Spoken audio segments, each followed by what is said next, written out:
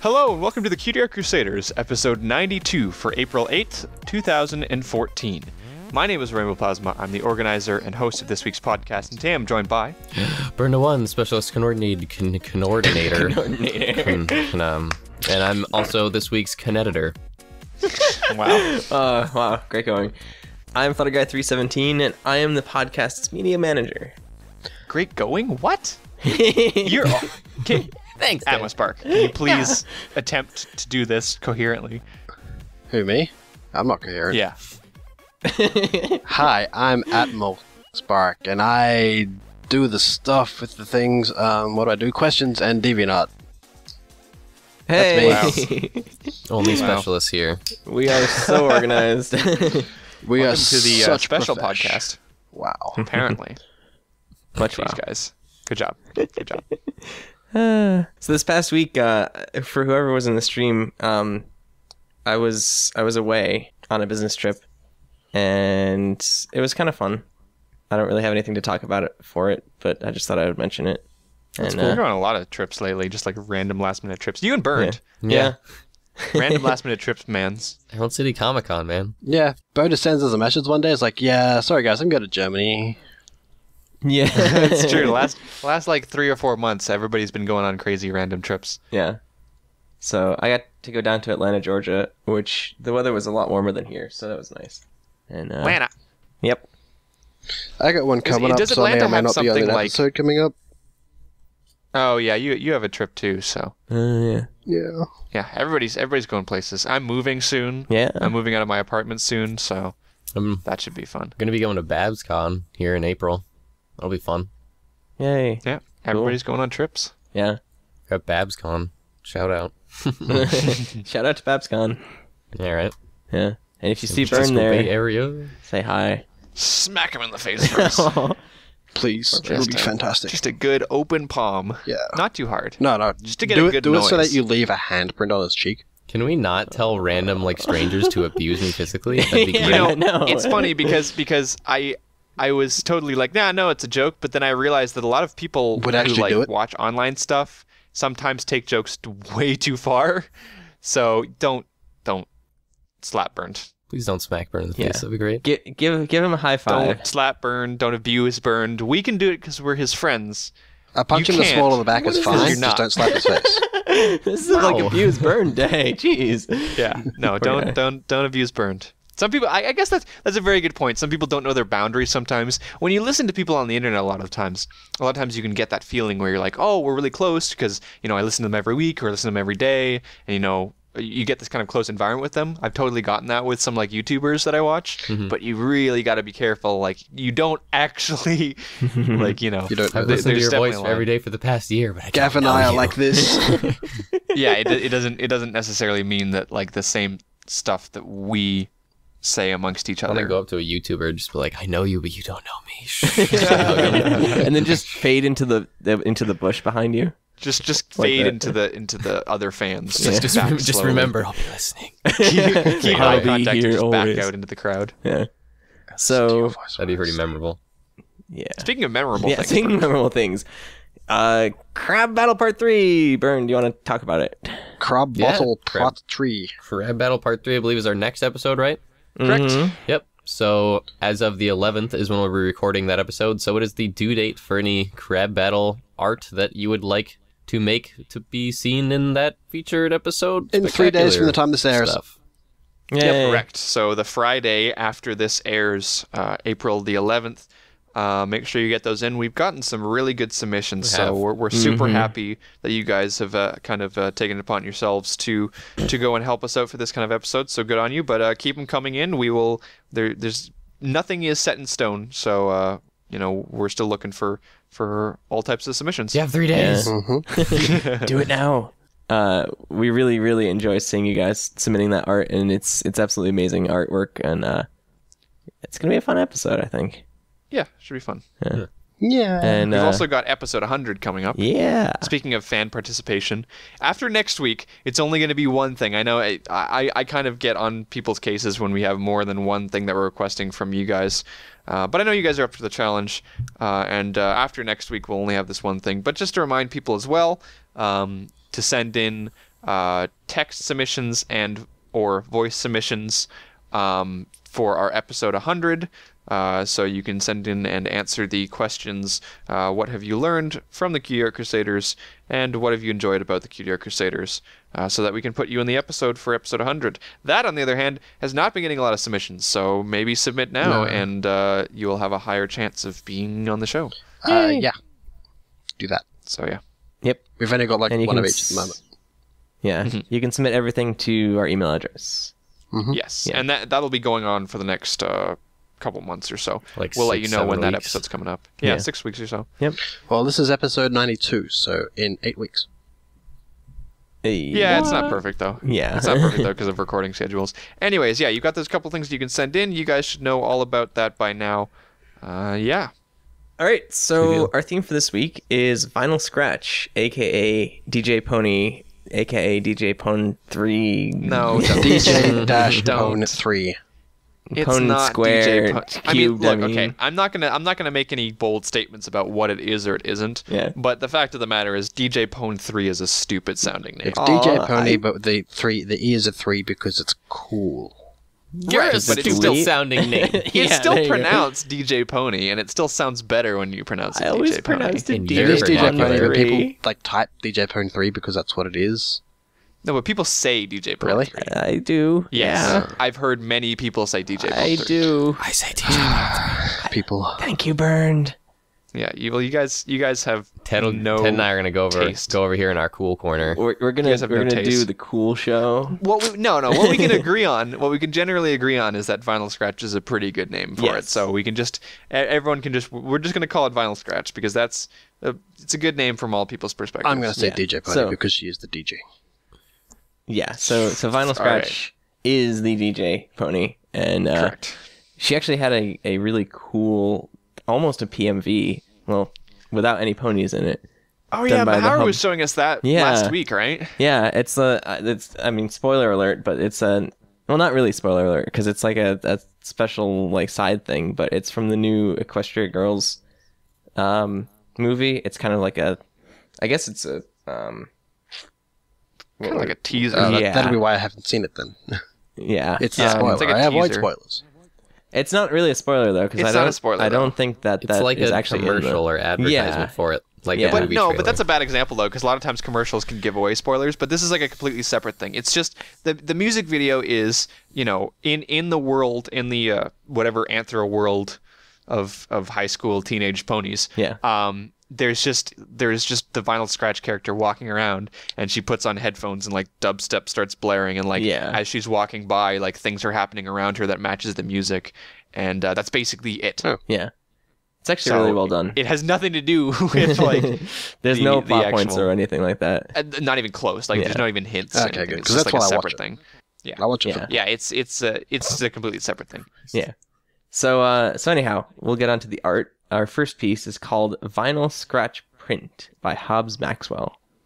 And this is probably one of the most famous pieces of art featuring Vinyl Scratch, in which she's basically smashing/scratching a record. And what's cool about this is the whole like warped perspective on the turntable that she's got in front of her. Because it's basically kind of curved from the left, and I mean if you've ever seen a turntable, they're not curved. It doesn't look like that. Yeah, Yeah, it's definitely heavily exaggerated. It's quite Yeah. vinyl smash. yes. Well, it was a good try. Because Yeah. it looks like she's hitting it so hard that it's bent the sides of the thing up and the record Yeah, is it's flying off. bending everything. yeah. Yeah. Well, it's All the interesting. action. It's interesting to see because like in a lot of these pieces, there's kind of portrayal of like just massive sound or like high energy, and this piece Hobbs Maxwell used that perspective of the turntable and also this kind of warping of the vinyl record itself that to kind of portray that like raw energy of Vinyl Scratch's scratching. Yeah. I mean, like, there's a lot of, when we're talking about energy, a lot of it has to do with how much movement the piece is kind of conveying. And there's a couple of things to do with her. You know, her hair is moving a little bit, but generally speaking, she's not showing a huge amount of movement. But what she's affecting, what she's putting, you know, energy into is her turntable, and the bendiness and the record on the her right, our left, you know, coming off, and the whole the bend of the you know, final thing that she's actually touching, all of that kind of really conveys motion. The lines by her like most on the, I don't know how to describe it, the forefront hoof, there's a lot of lines around that convey a lot of motion too. So all of the motion is focused directly into what she's doing with the turntable. Also the colors. The colors make it stand out too. The purple right at the front, whereas the blue from the stuff in the background sort of blends into the background, but the purple doesn't. It really stands out. There's like 3 colors in this piece. There's like white, blue, and purple. Even the white is blue. I really like that violet. I know. You see that a lot with vinyl scratch pieces too, is this purple, because it really complements her glasses. And especially in this case, like, there's these bright, vibrant, like, just streaks of purple to kind of display motion and to have her pop out a little bit from the background. Burned, question. Yeah. So you know more about colors than I do. When we're talking about the word violet, is that like is violet a specific shade, or is it more of a general, like, just the purple end of the spectrum? Purple's a very generic color. Purple's kind of closer to the color of the record. Violet's a lighter shade of color. It's closer to pink. But, like, you could say violet has a specific shade, but violet is pretty open-ended, just like purple's open-ended. But, like, look at her glasses, for example. I would say her glasses are made with purple and violet. Purple being the deeper color, violet being the lighter color. That's how I describe that. I think sometimes we have a lot of loose interpretations, and a lot of people have different interpretations. So these colors become kind of more general terms, because it's hard in a world where we can look at millions of colors between, like, spectrums of combinations between hue, saturation, and you know, like, value. We can make millions of colors, right? So it's hard to say, like, this is specifically violet, because then it becomes like a 1 in a million thing, right? So it's kind of hard to tell. So I guess the colors have started becoming more generalized, or at least the colors that we were taught in school, you know, blue, purple, yellow. It's more of like a general term. Yeah. So, like, we could look at this and be like, it's purple, and then there's purple in the lighter parts, and there's purple in the darker parts, and because to me, when I think of violet, I think of dark, and when I think of purple, I think of lighter. But you've obviously got, like, the opposite opinion. Yeah.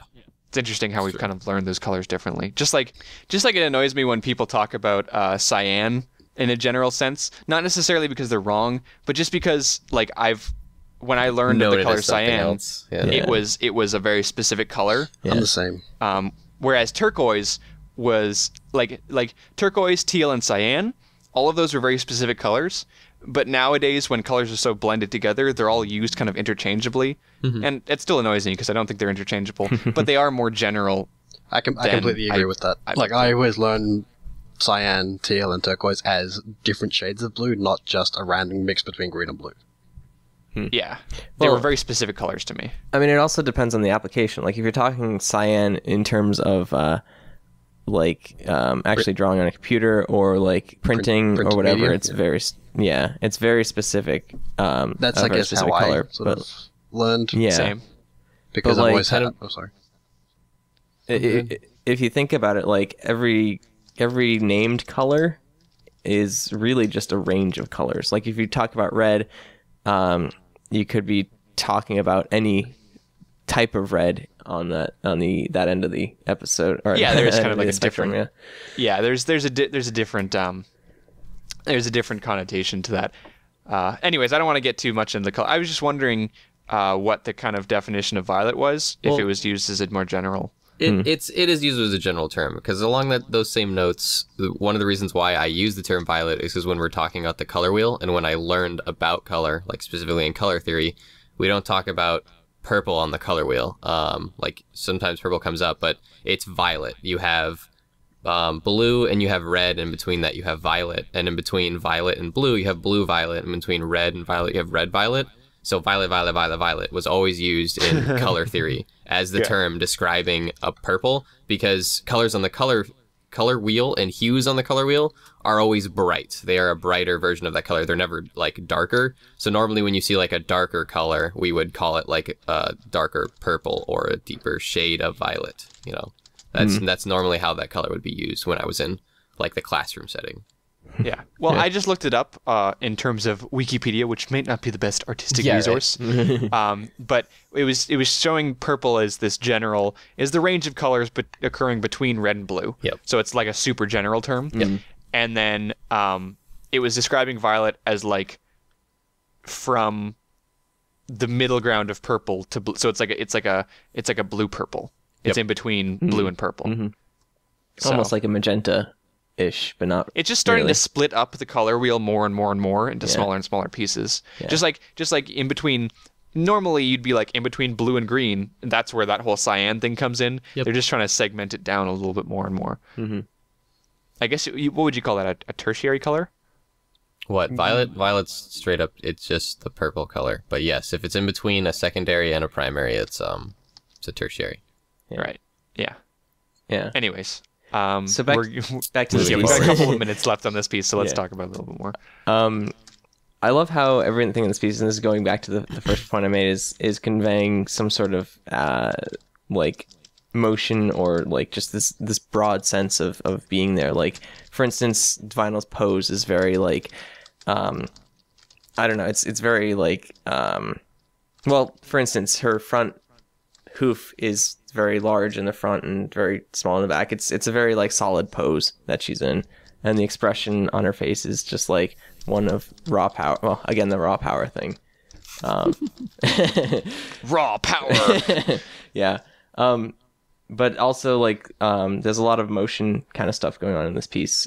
Like if you look, there's these lines of motion on the records, and there's obviously like the Vinyl's left arm is on a diagonal, which conveys some motion. It's all the diagonals.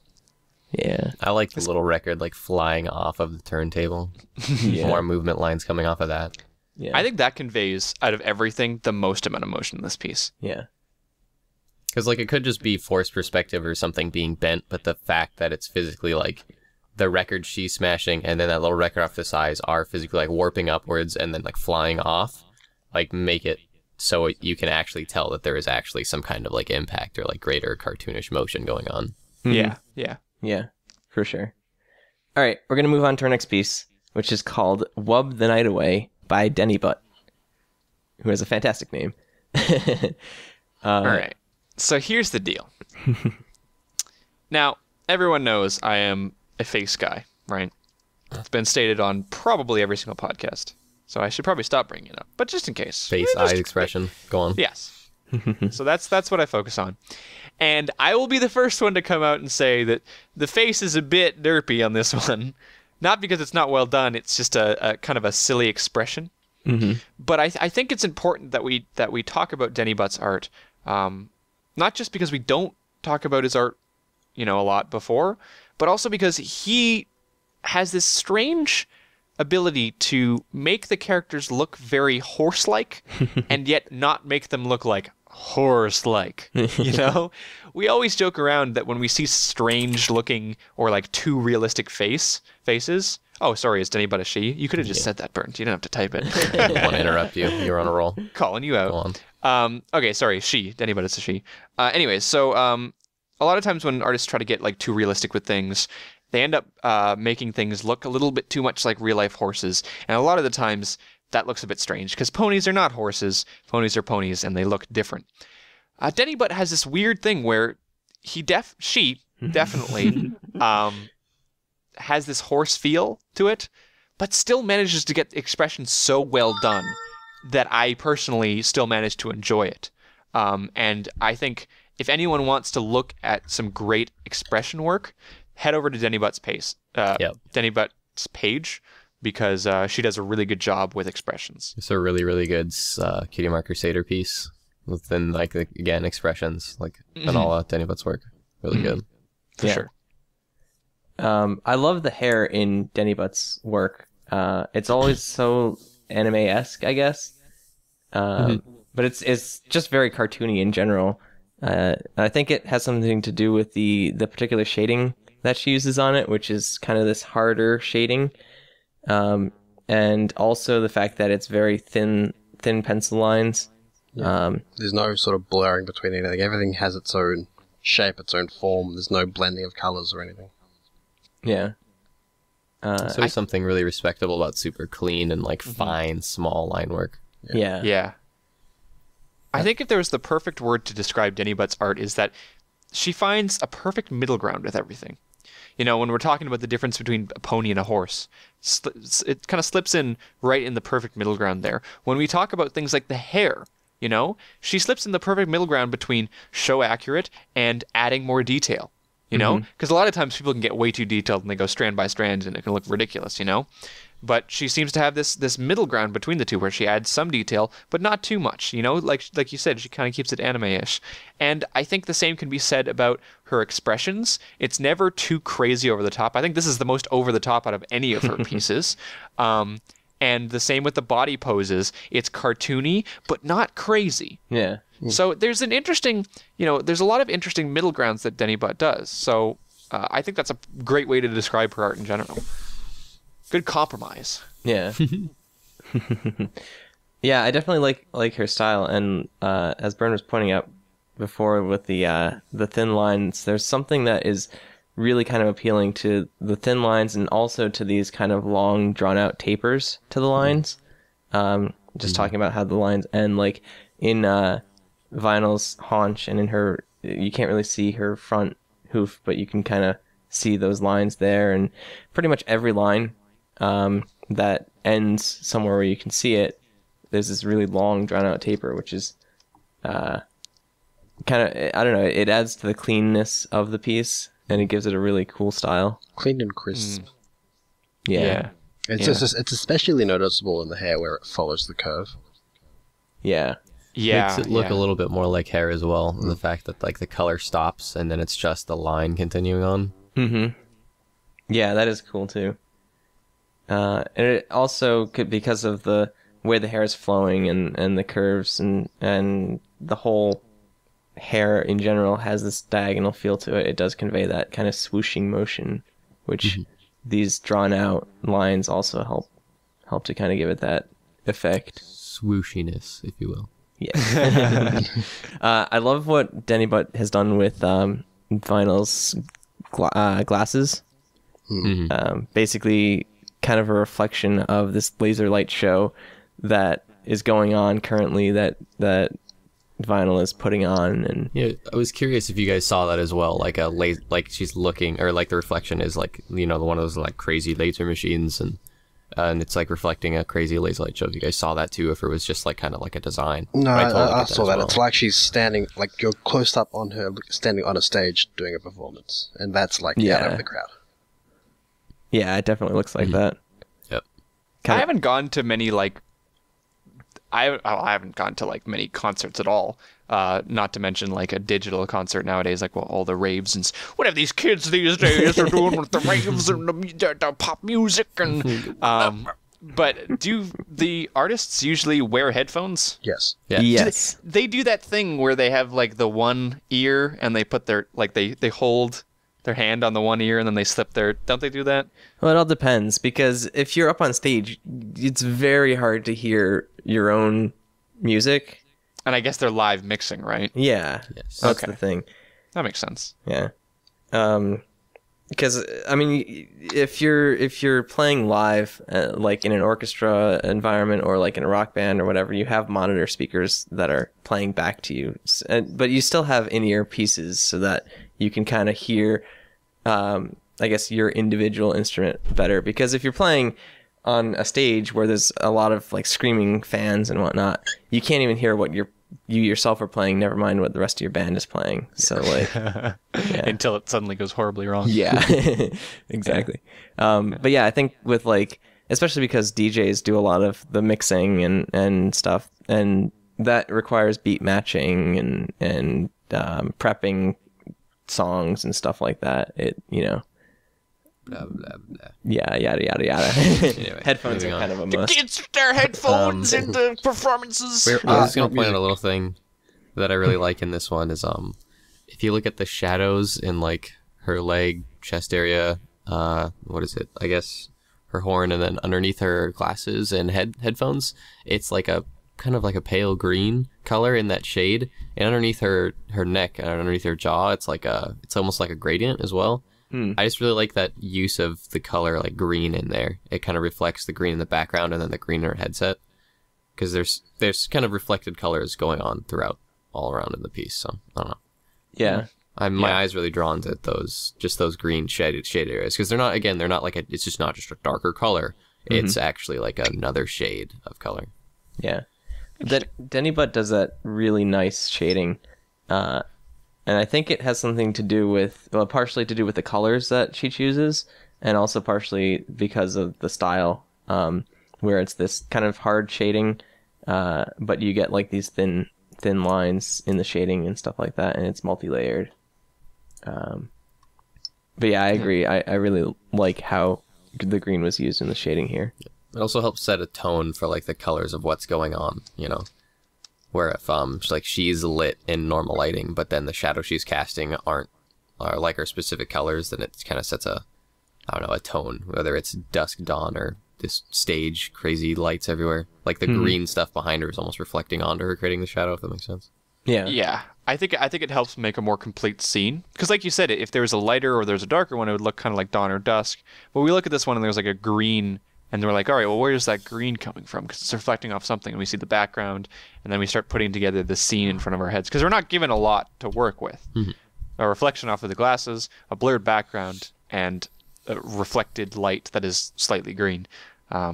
She's in the Matrix. It's got to be. For God's sake.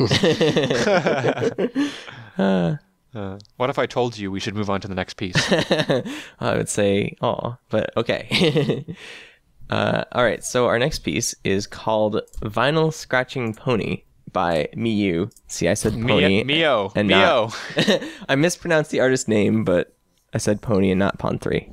Good. Good. You're learning. This is another extremely popular vinyl scratch piece within the fandom. And once again, you get this really distorted perspective of like the scenery and the turntables and stuff like that, which causes you a lot of motion and action and stuff in the piece.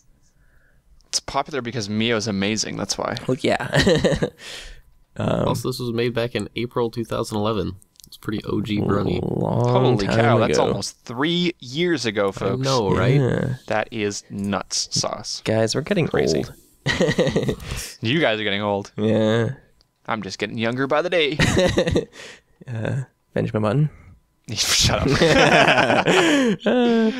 Yeah. I definitely, this is super common, and I think a lot of people have seen this. It's been everywhere in terms of, I had to go back and like severely look through and see if we've featured this before, and I still don't know. We've probably brought it up on the show before, Maybe, but we wanted to fully feature it here because I know we haven't fully featured it here. Something I thought was really interesting, I mean, there's lots of stuff that's interesting in this piece, but seeing the splashes of random colors is really interesting to me. For example, on her outstretched forearm there, she has like red splotches, and in her hair there's random red splotches, and it just seems kind of like, you know, it's not necessarily paint because it's not actual paint, just, you know, thrown around all over the place. Yeah, I mean, in general, the colors and the painting really style in this piece is very well done. It's interesting because in this piece, the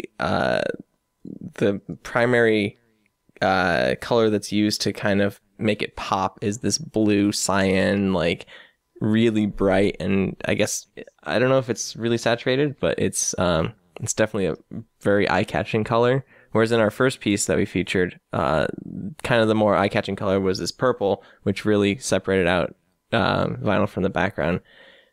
But I in this piece, like the background is kind of this purplish color, and the, like, for instance, her glasses, the purple in her glasses is very subdued compared to this blue that's very bright. Mm-hmm. Yeah. A lot of that comes from the fact that different things are emphasized based on the colors.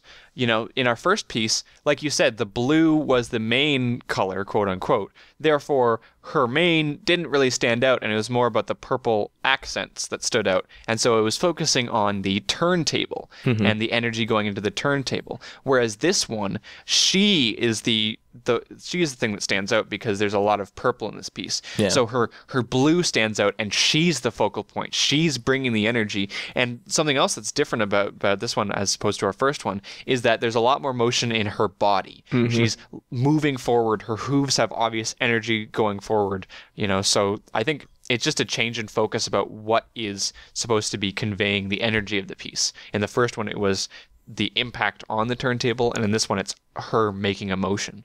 Yeah, absolutely. This is one of those ones that, even though it's digital, it kind of looks like it's traditional, and I would really love to see this one done traditionally. I reckon it would be amazing if it was done with actual paint. Yeah, I could imagine something like this being done in a watercolor, almost. Watercolor, or even like thick acrylic or poster paint. It would just just splodges of paint just flicked onto the canvas. It'd be fantastic. Yeah. Someone who has paintbrushes, do it. It's interesting in this piece. Once again, we see this kind of separation from where the focus is and where it's not, where you get this kind of really undetailed background, and even the turntable is very undetailed. The swing arm for the reed head on the record is very, it's just like 2 lines, and like, you know, very minimalistic detail on the whole background and setting and stuff like that. And Vinyl herself is a bit more detailed, but still it's not like Denny Butt's piece where everything is very clear and sketched out and whatever. And it kind of gives this piece a much more emotional feel to it, and it's more about the action and the motion in it than the actual, like, character and setting itself. You can't even contain the colors within the lines. So much energy in this piece. Yeah, she's Hadoukening the record. I mean, there is like blue crazy energy coming off her hoof. Yeah, isn't it a Shoryuken? Like a Hadouken's the ball that it shoots, but isn't the Shoryuken the uppercut? Yeah, one of those. Ooh. I didn't play it either. I didn't play the Tekken. Anyway, I know it's Street Fighter. Don't. Yeah. More parts that I enjoy about this piece. I think you mentioned it with like the speckles of paint, or like someone like flicked paint on it, but the red really stands out to me, like in the, like on the edge of her elbow and like hoof, and there, I mean, there's touch of it in like her hair, and then especially in her glasses, and they're all kind of reflecting each other. I think that's one of the parts that really catches me. And then also the orange used in the shading in areas of her hair, so like around her horn, like in her ear, and then in parts on her, like the lower part of her body. It's like that orange really stands out to me, I think, because of how bright that cyan is, because like blue and the orange are kind of, you know, they're complements, so they kind of stand out from each other, and there is the dark, more normal blue in her hair and other parts all around in the piece, not the blue-green or the one that's, you know, popping. Yeah. But there's a lot of crazy colors going on in this piece. And technically, even the background is a muted orange. It's like, it's darker, and we wouldn't think of it like, oh, that's orange, but it's technically actually orange being like complementing all the crazy colors around her. So Interesting. it's all really cool stuff. I think what it does in general is it makes it, even though we talked about the purple being a little bit muted, overall, none of the colors in this piece are muted. They're all kind of bouncing around in their own interesting way. Even the composition is showing this circular composition, and it's almost like a vortex is around what she's doing, and it's really interesting how it manages to stand out and give the sense of a lot of emotion, not emotion, a lot of motion, without doing like a huge crazy pose or throwing in action lines like everyone likes to do. You know, this is very subtle motion being given off by about 20 different things. Well, I wouldn't call Technically, it all the subtle crazy motion. colors like swirling around are almost becoming the action lines, you know. Almost. Yeah. Right. But it's all in the color used and how it's painted. It's the brush. You know what I mean by action lines, though. You know. I totally know what you mean. Yeah. That interesting with that background, the way that it's sort of curved like that, the composition of that, and that it goes behind her front two legs really makes it look like she's coming out of you. Like it gives it that 3D effect, which is really cool. Mhm. Yeah. Yeah. Yeah. Part of it is the fact that it's just the teensiest, tiniest bit over her back leg. You know, like she's got this aura around her back leg, and it goes over that. So because we've got context for her back leg is behind it, a part of her tail is behind it, but the rest of her isn't. Again, it kind of makes it 3D. Plus that Yeah. giant forehoof. Yes. Yeah. Yeah, you get that sense of depth. Foreshortening. What? I'll foreshorten you. Oh. Probably some sort of artistic term that has to do with artificial depth. It is. Exactly. That's exactly what it is. Foreshortening is making things appear smaller as they like travel like farther back in space to create the illusion of depth. So the fact that her hoof is really large in front and then her other hooves are smaller is called foreshortening. Interesting. Cool. Today I learned. Had no idea. But yeah, it's interesting because like the pose that that Vinyl's in, especially with her tail being wrapped like that, it kind of gives way to this whole like framing nature of this vortex. I guess we're gonna call it from now on. That's surrounding her, which I don't know. Everything is just making it pop really nicely. Colors. One thing that I noticed, which is kind of interesting, is there's a slight use of hatching in the shading, like in her mane and in her rear hoof. And I'm not sure if that was like intentional hashing or if it was just kind of done very quickly. But it just, I don't know, it caught my eye as something that was a little bit different from the rest of the piece. All right, so we're going to move on to our last piece, which is called Vinyl Scratch by Space Kid, who we featured in our Crab Battle Part 2 episode. Space Kid. Yeah. It's also another episode with tremendously varied title names for the Yeah. artists. So the description is drop the bass. I'm assuming she was fishing and... Oh, yeah. No. Well, Vinyl Scratch is known for her tremendous fishing ability. Yeah. Love As we fishing. see from the show. Yeah. No, so this piece, again, As is features Vinyl Scratch at a turntable. And once again, we get this warping kind of effect on the turntable itself. She's kind of upgraded her turntable, though, now. It's a digital turntable with, like, actual kind of rubber scratch pads Fake. instead of... Tron. Yeah. Yeah. Well, it's funny that you use the word digital, because I think something that's been quite consistent across all of these art pieces is that they're very overtly digital. It's kind of like they look like they're made digitally, so it looks very new per se, you know, Yeah. like futuristic. And I think Vinyl Scratch as a character kind of gives off that vibe of like new, young, future generation kind of thing. Mm-hmm. And so there's a lot of things, especially in this piece, that kind of bring everything together, and it kind of culminates all this new kind of stuff. For example, there's a lot of bloom, glow. There's some interesting lighting effects on the little knobs and there's textures and the backgrounds and stuff. And I don't know, it just brings together a lot of like newer digital styles that I'm seeing more and more nowadays. Yeah. Yeah. I love the Vinyl Scratch logo that Space Kid has come up with. That's on the two screens on the turntable and also kind of behind her. It's very He made it himself. yeah. It's very Skrillex-esque. Yeah. I guess that will draw comparisons. It's inevitable. Yeah. Something that I really like in this piece is the whole line width, the variation on the line width. Basically, anything that is kind of more towards the viewer, like for instance, Vinyl's right hoof, or like her body, or I guess even her ear a little bit has a much thicker line than like if you look how her arm goes. As it goes closer to her body, the line which kind of shrinks a little bit. It's kind of interesting, and it's done in a couple of places to kind of give, I don't know, an interesting effect. Kind of a little bit of depth to the piece. Does a lot of things. Her tongue is a love heart. Well, That's adorable. Adorbs. She's also got stars in her eyes. This is the first one I've shown with her glasses off. Yeah. that's true. It also manages to delicately skirt around the eye color issue with the gradient. Do you guys remember what it's called when there's like a star in the eye or something?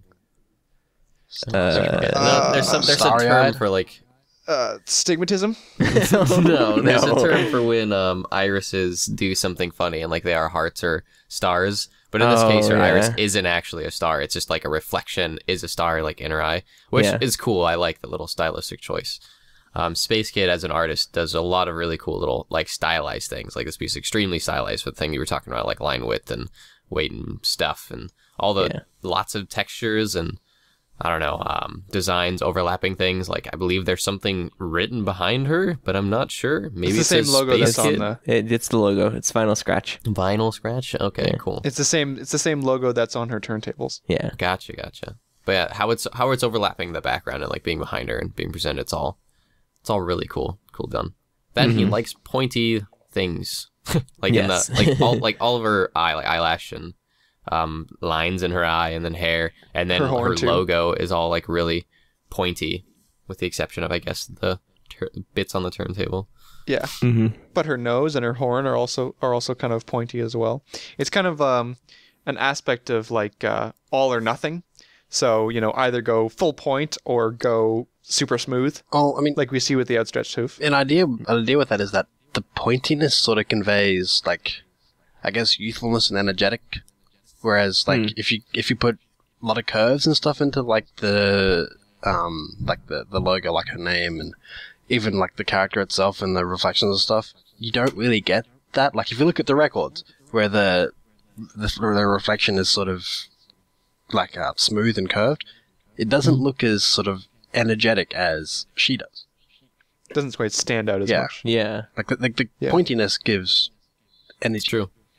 Yeah. It's I guess how you would describe it is organic versus geometric. Yeah. Is kind of how it sometimes is described, because she doesn't have, like you were saying, she doesn't have all those like kind of slow like looping curvy lines, with the exception of like her hoof and ear. But Yeah. The whole like geometric kind of, I guess, style is something that's really kind of prominent in, I guess, the type of music that people in the fandom associate with Final Scratch too. Yeah. That's an interesting point. Yeah. I wanted to go back to the eyes because they're really, really well done. Not just the star in the center of her pupil, but she's got these like bits of highlights and accents all the way around the bottom part, which gives her a very digital kind of look, like almost, I know someone mentioned Tron, but like kind of space aged or something like that, which neon. yeah, it's really, really cool. Now we're just throwing around buzzwords. Synergy. Cloud. Yes. Yeah. No. There's a cool aspect in the eyes and in the glasses too, where there's just some really cool extra effort put in, and it's just small little details that really make the character. Eyes are so important, and we've talked about the fact when you take out those when you take out the eye shine, so in this case there's really complex eye shine. When you take that out, eyes look super lifeless. It's creepy. A lot of times photographers will specifically set up lights so you can get eye shine, because if you don't get eye shine, you look really strange. So eye shine is a great way to convey different emotions and convey a different sense of lifelikeness. So having the stars and then you have those little like cuts in, and then you have the little tiny circles. There's a lot of different variety in there, and it's just all crazy and it's all over the place, and that contributes a lot to how the eyes will be taken in and used as a part of her expression. Eyes are so important. It's crazy how important they are. You guys have no idea how much you think ponies are cute just on their eyes. Oh yeah, well the I whole agree. breezies The whole Breezy's thing, the reason that they were really cute is because their eyes took up like what 75% of their face. But it's not just the size too; it's how they're done. Yeah. Also Swedish, so that works too. But yeah, like eyes are like super, super important. It's hard to say they're the most important because stuff like that is kind of dependent on the piece, but they're always important. And it's interesting that we talk about that when in an episode where the character usually wears glasses. But I think the glasses also express a lot too, because the glasses aren't just simple things. They have a lot of expression to them as well. The shape of them, the reflections that we've seen in these pieces, the the color that stands out. It's like pseudo eyes. It does the same kind of thing where it gives the character expression, it gives the character emotion. Yeah. So one thing I wanted to talk about really quickly before we wrap up on the art is the framing in this piece, because there's this black frame that goes around the top left and right borders of it, and it kind of gives this kind of a popping feel to it because the logo, the turntable are all outside of that frame, and Vinyl herself is within the frame, but it kind of feels like because the logo is behind her, that she is popping out of this frame, even though she's contained within it, which is kind of cool. Yeah, it's true. It gives it a very like pop art or poster feel because of that deliberate black framing and then things overlapping it. Yeah, and also with the texture on the background. Yeah, as well. And of course, it would go with remiss if we did not mention, I don't know, I guess the inspirations. It's definitely got this aspect, this anime aspect to it, I think. There's definitely some inspirations pulled from there for a lot of his pieces. Yeah. Also, she's just so cute. Look at that face. It's feisty though, because of the pointy lines and stuff. Yeah. And well, feisty crook cute. in her tooth. Yeah. Yeah. So fantastic pieces of art all around. Shall we move on to the questions? There was a lot of good vinyl art out there. Yeah, it's true. It'd be cuter if she had braces. Okay, questions. Something I keep hearing about from the artists is their lack of motivation. But you guys have constantly produced a show week after week, interacting with fans, artists, journals, events, conventions. You guys just keep going! ! What keeps you guys motivated? By who sent that in? By Johan's Robot. Johan? Johan. Yeah. Johan's Robot. All right, can we get the TLDR on that? You guys have been doing this podcast for longer than I've been drawing ponies. What keeps you motivated? Okay. So I guess what we're talking about here is we're talking about general motivation. We've talked a lot about how artists can get motivated, so I'm not going to go over that again. But what do you guys think? What keeps you motivated to do this podcast? Well, yeah, that's not really general motivation. That's kind of specific. But what keeps me motivated is these guys. Really, it's all me. Yeah, no, it's his questions. accent. My questions It's true. No, I mean, I don't know. It's like I enjoyed looking at art, and I've grown to have such a large appreciation for art, mostly thanks to Burned, and his teachings. So I do enjoy like looking for art and trying to find art for the show and kind of picking themes and whatnot. And the interaction with fans is always amazing too. But I don't know, it's fun to hang out with Rainbow Plasma, Burned, and Atmospark. Like, I don't know. I'd agree with that. When we started the show, we kind of it was kind of like a reason to hang out.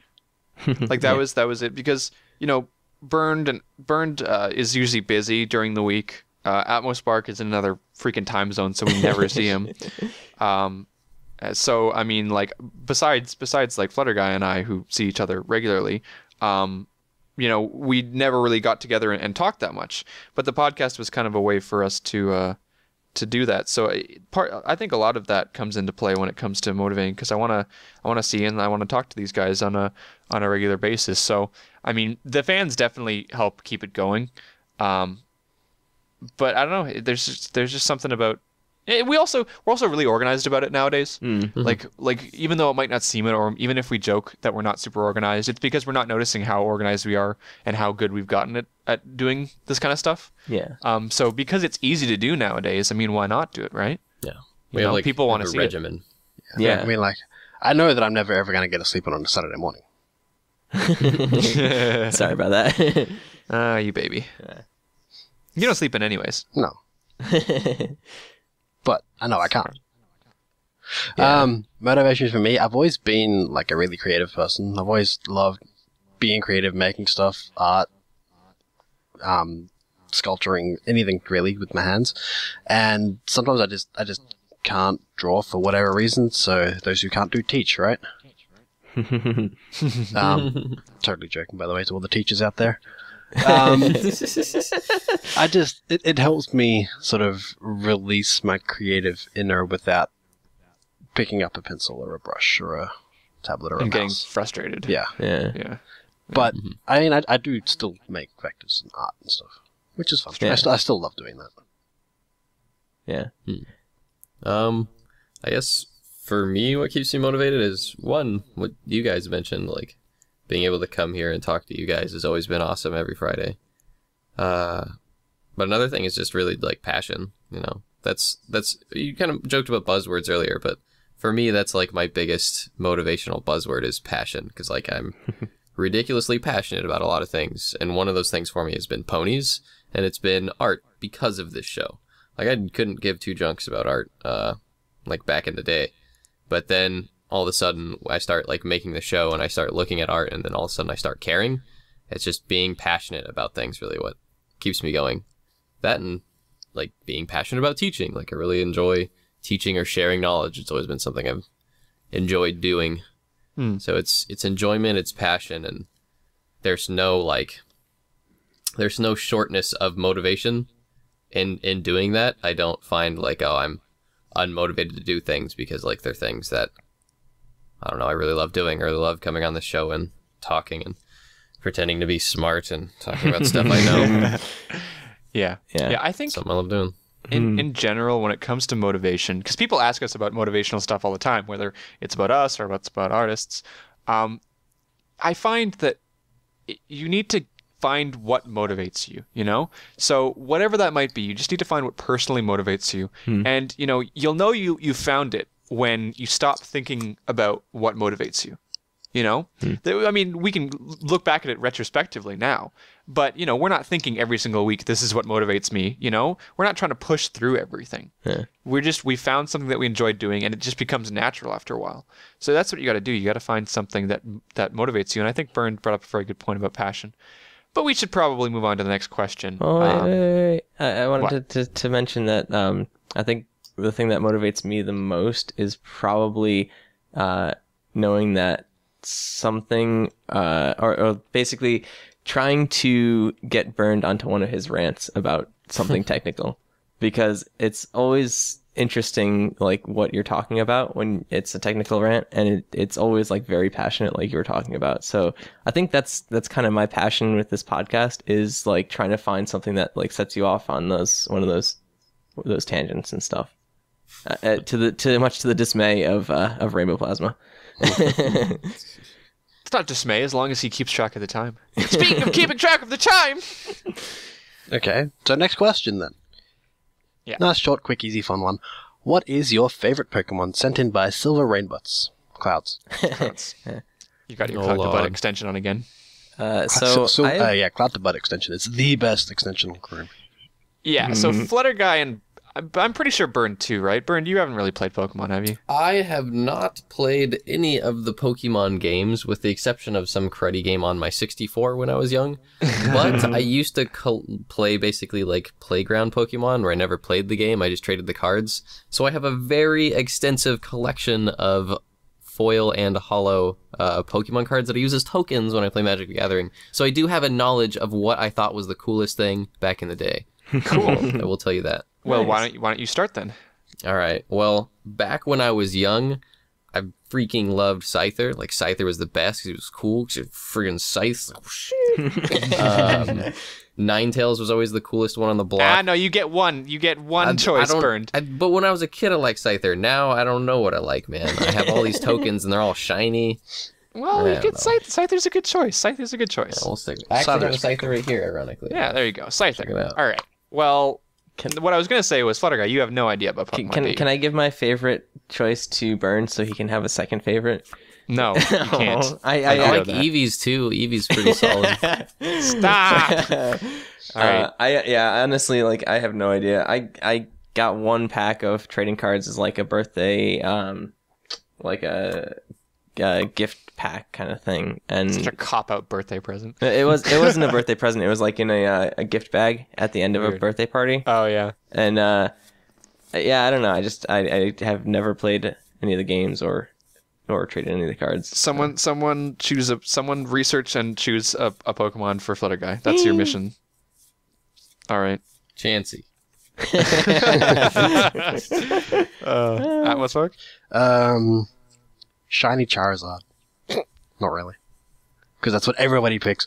Because it's black, yay. My favorite, really hard to decide, but I think I'm going to go with Jolteon. Because I love the electric and the fire types, and Jolteon's also kind of my name. Also says Joltik. Oh yeah. Joel. No Zapdos. Zapdos. I've only just recently, like in the last couple of months, got into Pokemon. Thank you, Silver. So yeah, I think I'm gonna go with the Jolteon. Cool. Also, shout out to /r/Church of Goomy because Goomy is awesome. One day we're gonna have a question that's simple, and people are gonna give one answer. Nah. I have One a shiny day. dark Persian that's really cool. Shut up, Vern. I love it. All right. All right. Well, you mocked people who liked Black Charizard, so you're not gonna like my answer. It's not Black Charizard, but I've always ever since it came out, I've loved Lucario's design. Ooh. So my favorite Pokemon is Lucario, even though it's everyone's favorite Pokemon on the internet. Nailed it. So yeah, Lucario for my answer. Although I did say Mega There Lucario. So. you go. So I will. We will have to send the pictures of these Pokemon to our co-hosts after the podcast so they can know what the heck we're talking about. Yeah. But yeah, until then, we are just going to wrap up this podcast. So does someone want to rapid fire the plugs out? Okay. Email address, cutieartcrusaders@gmail.com. DeviantArt is cutieartcrusaders.deviantart.com. Facebook, Cutie Art Crusaders, and Twitter @CutieArtCrusade. God, that was good. Wow, nice. Do those things, been go there and rehearsing. send stuff. Next week, Crab Battle Part 3. Yeah. Just Submit quickly, stuff because we before didn't mention Friday. it earlier, if you're going to send in stuff to our email for Crab Battle, put Crab Battle in the title. Or 100th episode, if you're sending stuff in, put 100th episode in the title. Please do. I mean, Yeah. subject. You Sweet. have 3 days. Yay. So there's your next week's theme. Sorry, last week I forgot to edit in the theme, but this week you know what it is. It's Crab Battle Part 3. So there you go. Crabbening. That yes. Anyways, look forward to that next week. And that's everything for this week. So thank you guys for watching, whether or not you're on the live stream or on YouTube. We have mixed feelings about you, but we think that there's something there all the same. My name is Rainbow Plasma, I'm Burno 1. I'm Flutterguy317. Atmos Spark. and we'll see you guys next week. Can't stop flipping cards. Bye. Stop the music.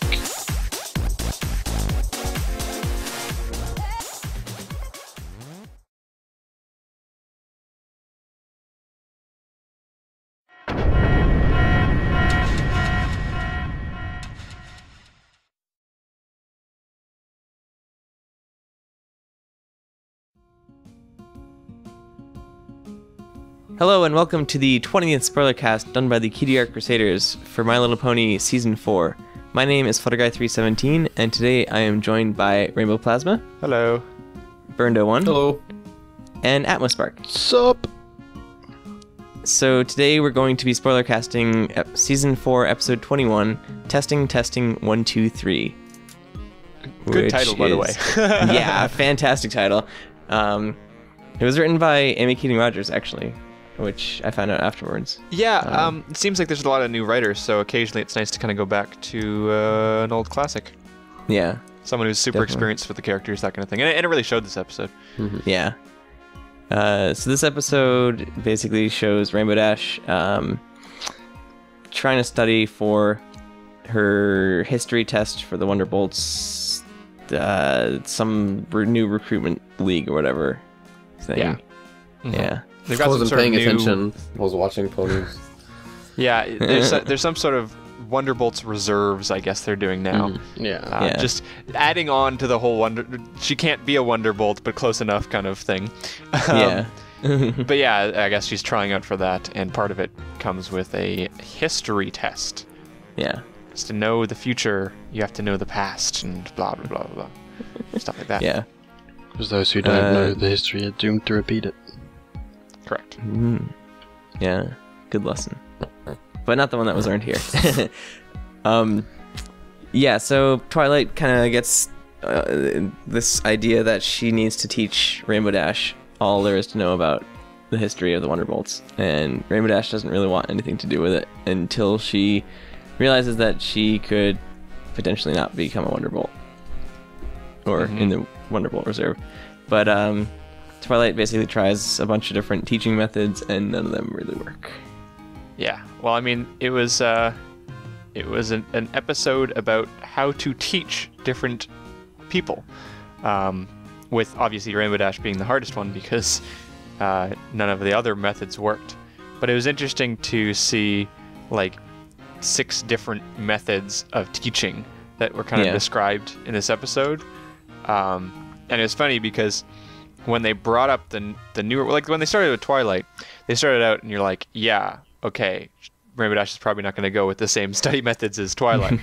But as they brought the other ones, I thought they would start getting through to her, but they also didn't. So it was interesting to see them bring up alternatives that didn't work as well. Like having Fluttershy's one. Like I thought maybe it was like, oh, she's more of a visual learner. So like this play makes a lot of sense. And then it's like, no, didn't get that either. You know, there was the Pinkie Pie rap, which we'll get to later. That didn't get to her. Obviously, Rarities didn't, and Applejack is useless when it comes to teaching, apparently. But it was interesting to see a couple of methods that are completely legitimate methods still not work, and for them to not kind of throw around the, oh, well, she's hopeless kind of thing, and to find a really interesting solution that I never thought of for Rainbow Dash. Yeah, it's interesting because, like, if you think about school and, like, learning in school, there's a lot of the methods that Twilight used are kind of, like, pushed in the standard school system, or at least they were when I went through it. Yeah. But it was interesting to see some of, like, the alternative teaching methods to those, like the play and the rap and whatever Rarities was. With the fashion thing, because it is something that like a lot of school systems and teachers and stuff are learning now, is that everyone learns in their own way, and it's not really like something that you can do in a broad sense for everyone in the same way. Yeah, I mean that's our generation, right? Our generation is the generation of individuality, right? Yeah. Everybody is. We're starting to come into this whole like everybody's different. Everybody does things very differently. You know, everybody's their own special little snowflake, that kind of thing. And I mean that's the kind of mark of this generation. So teaching is one of those things that's having a hard time adjusting to it. So it's interesting to see an episode like this, which kind of teaches alternative. It's kind of got Twilight as that basis, as like the old school teaching, and then attempting to bring it together into more seeing some alternatives. Yeah. So basically Rainbow Dash and Twilight kind of get into this big fight because her conventional teaching methods aren't working, and so Fluttershy tries to put on a play, which is pretty hilarious because it involves all of the animals. It was and Spike. cute. Yeah. And Angel wasn't a butthole. It's true. Wow. And neither was what's Rarity's cat's name? Opal. Opalescence. Yeah. They actually got along, which is surprising. In an apathetic way. Yeah. Maybe they've just always wanted to be stars. Yeah. Right. They make you a star. They just like the spotlight. Yeah, well, I mean, and they got to be the princesses, right? Yeah. So, And then Opal got to take a nap on the moon for a brief second before it fell down. I'm glad they decided to make a play with unruly animals as opposed to, you know, ponies that might actually be able to speak Yeah. and properly teach it. I was like, what is that? What are they doing? Well, they're animals, so I'll tell you. It's like, well, what's the point of having the animals then? Yeah. Costumes are cute. Yeah. Spike wanted to direct something. Yeah, right? Yeah. Poor Spike though. He like his set fell apart and then Rainbow Dash at the end was like the play didn't work and so he like got all sad faced. Yeah, poor who? Oh. I have no idea what Yeah. you're talking about. No, So, I mean, do you guys want to talk about the rap video? Because I want to talk about the kind of revelation about how Rainbow Dash learns and just generally about that a lot. So, do you guys want to talk about like the rap video? Because that comes in between the two. I was so confused Yeah. when that happened. that was so I was all amazing. like, Pinky, no, why? No. It was great. Did you not like it? Does the No. person who likes Pinkie Pie out of Really? all of us not like the 90s You rap didn't video? like the 90s rap It video. was I don't like hilarious. I don't like 90s Yeah. rap. It was Oh, hilarious. come on. It was supposed to be mocking. Yeah. It was so funny. It was They like the got, old things that they showed in in classrooms when you were like a kid to attempt to get you to learn. It's like, what are you doing, Have you ever teachers? seen the Yeah. Taco Bell training video? And like, Yeah. Yes, because Taco Bell's a thing in my country. Well, it's the thing on the internet. Yeah. But No, I yeah, have like not. it was supposed to be like a mocking thing. I can't believe you of all people didn't like that. Well, because I guess because I didn't grow up with that. There is no such thing as reference. 90s rap videos in our classrooms. So Oh. I guess not. Yeah. poor Well, I mean, Australia, man. Yeah.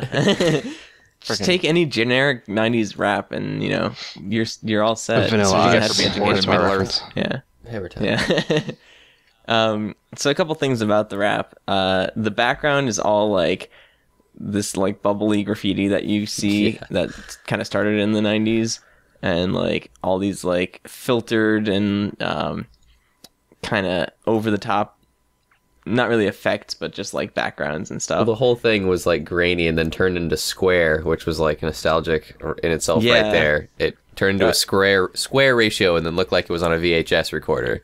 Yeah, Yeah. 4x3 4 by 3. VHS. I love it. So I mean, I guess so. I've always, when you look back at things like the 60s, 70s, 80s, they all have definitive things. But I guess I never really thought about the 90s before. But that was the 90s. VHS, like grunge, graffiti, skateboard, and yet like not in like a gangster way, but more of like a wholesome skateboard, like wholesome rap and Yeah. wholesome skateboarding and weird stuff Fresh like that. Prince you of know? Bel Air. Exactly. Yeah. It was like the Fresh Prince of Bel Air decade. It's so funny looking back at it now because I've never been able to like. I mean, there's always those like 90s kids remember this, but like I've never been able to like sum up the 90s in one video like you can the other ones. And this one was just like the perfect thing. It's like, wow, what? It was literally so 90s. Like, I don't think you can get any more 90s than that. Between like the underwear and the backwards ball caps and stuff, it was pretty ridiculous. And they even had a shout out to Can't Touch This. Yeah. And Pinkie Pie was wearing a clock. Yeah, she was. Yeah. So Flavor shout out to Flav. Flavor Flav. Pink. Yeah. Yeah. And we got to see Vinyl Scratch doing some scratching. Yeah, I mean, we planned that when we made the theme. It's Oh, yeah. because we have insiders at Hasbro who tell us Yes. exactly who's going to be. All So part of the plan. we're Yeah. just advertisers. Those 3 apparently. seconds of airtime. Yeah, oh yeah. Oh, yeah. Completely there. Yeah, it was all us, totally. Yeah. So Pinkie Pie just randomly skating. Pinkie Pie was wearing a what would you call that? It's not a bowler hat. It's not a fedora. It's like a. We'll just I go don't with know. rap hat. Rap hat. I was gonna say something like a rapper toque, but I don't Yeah, know. That's so not a toque. I it's know. not a toque, but Get out of here, you. I learned that word. Yeah. Canadian. American. Yeah. Yeah. So and, I yeah. mean, that was really funny. There was a couple other things, but like I don't know what the heck Rarity was doing. I feel like she was really shoehorned in this episode. Yeah. Her and Well, she was Applejack. trying to go through the fashion to see if it sparked any interest in. But it wasn't Rainbow even like Dash's- relevant. It was barely relevant to the actual points that were trying. Like the other ones, at least, were like attempting to get the information across. Yeah. Well, no, I mean, I can totally understand where, like, you know, you're kind of apathetic about something, and then you see something that sparks your interest, and then all of a sudden you want to learn more about it. So maybe that's kind of what she was trying to do. But Rainbow Dash isn't really interested in fashion, so there's no way that would have worked Maybe at all. Rarity I just guess likes so. to play dress up. It's just like everyone's just like, look at me. This is how you learn. I know. Memorize the costumes. And then Applejack comes along, and she's just like, it's okay. This wouldn't work for me either. It's like, what does work? I don't know. Nothing. just thanks, just Applejack. You're so Yeah. helpful. Uh, I didn't learn anything. See, this is like, this is why my favorite pony now is Applejack, because like, I find that I learn so much more in the field, like while I'm actually doing work and stuff like that, than like book learning or anything like that. Book learning. She has also just stopped caring about everything. She's just like, if it's not in the family, then let's just have fun with it. Yeah. She's so simultaneously like she comes back after everyone's like talking about their own like methods, right? And she just comes back and she's like, hey, you know what might help you learn the Wonderbolts? A random apple fact. Yeah. So Granny Smith found the first Granny Smith tree. When did I subscribe to Apple Facts? Cancel? Thank you for subscribing to Apple Facts. Please type Apple to unsubscribe. Yeah. Thank you for typing Apple. That means you want another Apple fact. Yeah. No. But yeah, I man. really enjoyed the way that they showed Rainbow Dash's kind of actual learning ability, because I think in a lot of cases like this, we don't get to see a positive side to someone who doesn't learn traditionally. You know, usually when I see or I hear of someone who doesn't learn in the traditional school way, it usually comes out that in the end they just found a way to make it work. But in this one, they kind of showed a completely alternative thing to do with multitasking and to do with what she really enjoyed doing, which is flying. I know, Flutterguy, you and I had a conversation the other day about motivation and the fact that you can't shoehorn yourself into your own system. You have to find what works for you, and you have to make something a habit. And I think that kind of applies here. Rainbow Dash has had a habit of multitasking and kind of using flying as her thought and learning process. And so it was really cool to see that she does this kind of advanced stuff, because sometimes I think characters in shows can be shoehorned into like smart and dumb. And the whole point of this episode was to show that just because someone's not book smart doesn't mean they're not smart in other ways. So I think they pulled that off really well, better than I expected them to, honestly. Yeah. Well, and you bring up a good point too. Is that you know, a lot of people will try and work within the system even if like it's not in their best interest, like in the way that they learn. But as seen in this episode, like if you find the way that you yourself learn, then it's basically second nature to learn the stuff, which I think is very relatable to real life, to a lot of people at least. Yeah, I think more and more people are realizing nowadays that they learn doing something or on the go much better than they do just learning the theory of it. Yeah. But they also planned out the revelation really well too. I'm just watching back the part where they're flying along in Twilight's, you know, talking to Rainbow Dash, and the entire first time, I noticed the first time they went through it, before they did the whole rewind thing, I noticed that she was looking at the ground, but she wasn't just looking at the ground like depressingly. She was looking, and she was like, it was like she was looking at specific things. Yeah. Her eyes were And- glancing. She was still listening to Twilight, and she was still understanding it, and she was still talking to her, but she was looking back and forth, and they cut to the ground, and I was like, that's a weird shot that they would cut to the ground. I wonder why they did that. And it comes back up, and she's still looking, she's still observing. So it was super planned out so that when they did do the rewind, they weren't just making stuff up that you didn't see. It was all there for you to see the first time. Yeah. By the way, that rewind, another 90s hint, or Only kind of 90s kids remember. Only Yeah. 90s kids remember rewinds. you don't rewind a DVD. That's true. Wait, It's you very don't? true. What? Well, no, you but ha- rewind a then ha- DVD, but it then- doesn't look like that. Then the next person who borrows it from the video store has to rewind it. That's how that works. The next person Yeah. who gets it from Blockbuster. Oh, too soon. Aw. It's still So really? That's sad. Only in Australia. Yeah. Middle-earth. So before we go too much into detail about the actual like planning out and the actual revelation and stuff, I wanted to bring up this flying machine that Twilight almost runs into because it is like Oh, the ponycopter? hilarious. Yeah. Pretty much a toy. Yeah. It is so just funny looking and like Yeah. out of place. I'm pretty positive it is a toy, though. It would That- have been that- better if it was the pickycopter.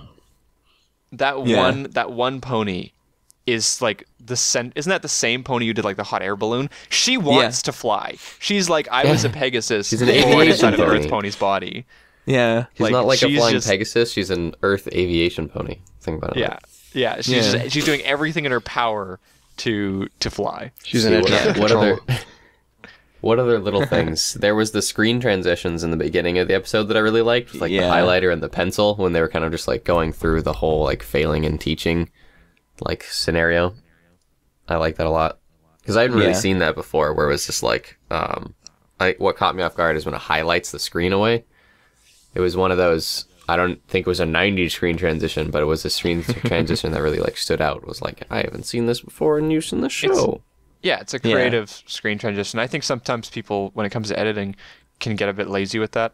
I mean, like I know, because we have to produce a podcast on a tight schedule. We just do fade in and out. But Don't just it's the good really old cool fades. to see. Well, yeah, because we're not like super epic video quality isn't the main part of our thing. But in a show like this, it video quality is much higher standard. So it's nice to see them be a little bit creative about that. And Yeah. I'm sure someone had fun editing that in. Oh yeah, I like Yeah. that. But I think whole scene was kind of fun. yeah. The whole rainbow rocking back Yeah, and forth the and little then, music ensemble going on. Yeah. She was so adorable in that. Some of those faces It were was great. the return of Adora Dash, Yeah. which is just to say that she was in an episode. Because she's always adorable. Yeah. Were there any other little things that stood out to you guys? Yeah, I wanted to talk about the couple things with Twilight. As many people know, I love Alicorn Twilight. And a couple things that I really enjoyed about this episode, there were three things. First of all, they explicitly mentioned the fact that she's getting taller. Rainbow Yeah. Dash kind of mocked the fact that she was getting taller, and she's like, I'm not that tall.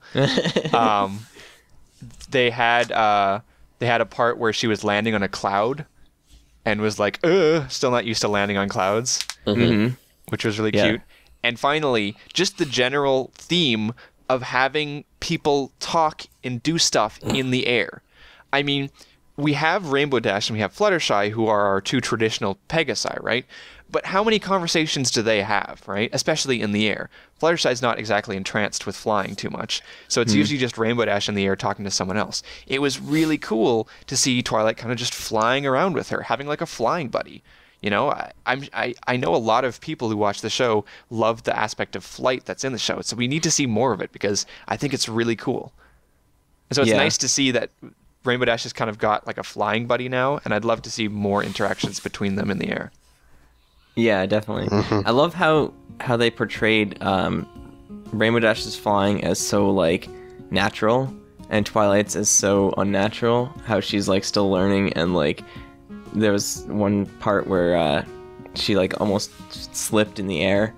And then there was also another part where she was trying to catch up to Rainbow Dash and was like out of breath.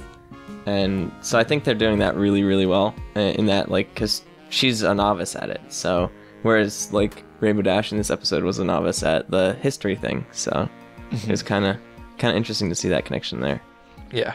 The last cute thing that I wanted to point out was when they're doing their like adorable little play on the ground where they're all doing like the history for Rainbow Dash. With the ponies at the end when they're like the characters in history or whatnot, they had one of the like background characters fly across and her voice was just like god awful. Do you remember that? And it was Yeah. like it was specifically played to be just like as awful as possible, just as like part of that joke. And I thought that was really good. It made me laugh. It's like after all. And I like that one of the founding Pegasi was Cloud Chaser. Yeah, they had, yeah. I Also, we learned today that Firefly is 1,000 years old. Yeah. Not Firefly. Shout out to G1 Firefly. One last thing I just wanted to mention that I thought was really well done is how they introduced all of the different characters. Because it started out as just a Twilight and Rainbow Dash episode, and then slowly you added Fluttershy, and then Pinkie Pie, and then Rarity, and then Applejack. So you had the full cast of the main six, which I thought was really well done. So. Yeah. But all right, we do have to wrap up. So thank you guys for watching, and tune in next week to catch Spoiler Cast. Oh, not next week because there's no episode next week. Isn't there? Tune in. Nope. No. Oh. No. Tune in next week for Cutie Art Crusaders though, which is Crab Battle Part 3, the fan crab. And then we'll be back the week after that for Spoiler Casting episode 22 of season 4. So my name is Flutterguy317. I'm Rainbow Plasma. Burn. I almost bark. And we'll see you guys later. Bye.